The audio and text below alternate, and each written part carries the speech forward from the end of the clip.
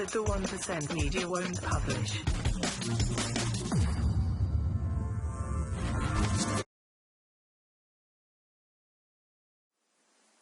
Welcome to the Occupied Sun for the Occupy News Network. I'm Narkeh. These are just some of the top current headlines which have been underreported, censored or distorted by the 1% media.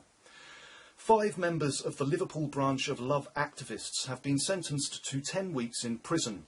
The Love Activists had moved into a derelict bank in the middle of April to set up a support centre for Liverpool's homeless people, including a place to sleep, an advice centre and a street kitchen.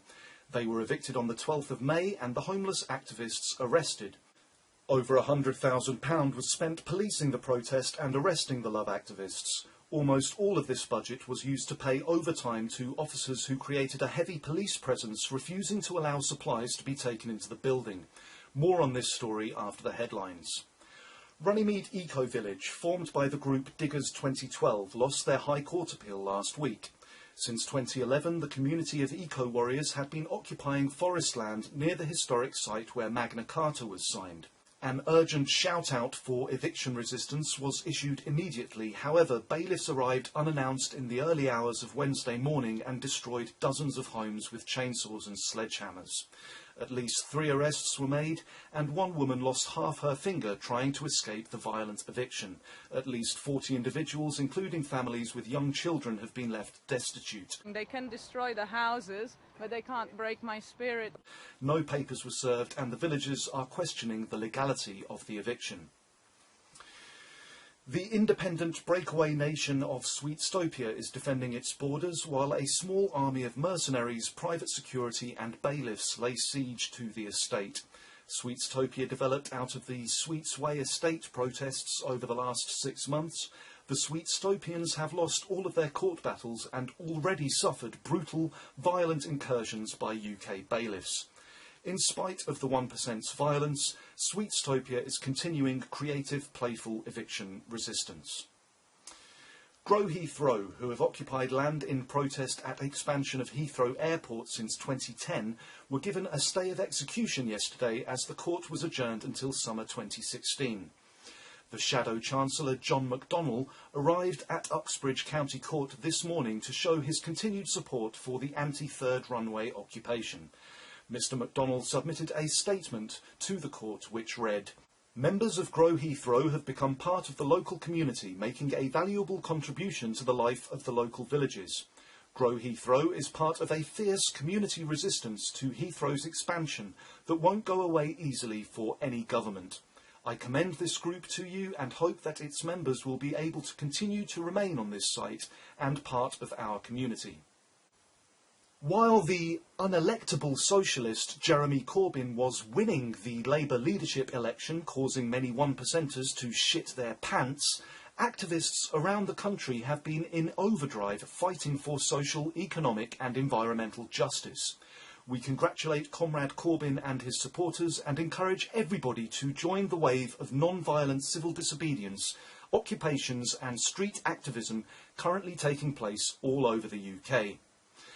Amongst the media shitstorm of Corbyn's election as Labour leader is the unfolding tragedy of the worst refugee crisis since World War II, with millions of people displaced by climate change and the 1%'s war machine.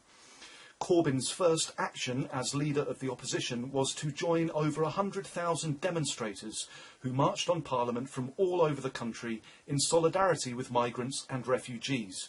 Corbyn had the following message for UK Gov plc. Open your hearts and open your minds and open your attitude towards supporting people who are desperate, who need somewhere safe to live, want to contribute to our society and are human beings just like all of us. Together in peace, together in justice, together in humanity. That surely must be our way forward. While Corbyn was delivering his speech, violent clashes erupted in Dover as a small number of neo-Nazis marched to close the border to war-torn refugees. Anti-fascist demonstrators linked arms to form a solid wall blocking the march. This was the third fascist demo Dover has suffered this year. The world's largest arms fair, DSEI, ended today. A diverse coalition of campaign groups occupied and blockaded the entrance to the Excel Centre 24 hours a day since Monday the 7th of September. There have been at least 14 arrests.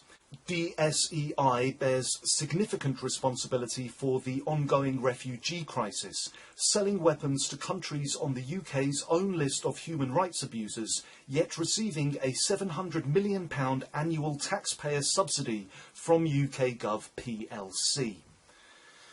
Last Friday, fashion designer Vivienne Westwood and a battalion of 50 anti-fracking nanas drove a tank to far-right Prime Minister David Cameron's home to declare war on fracking.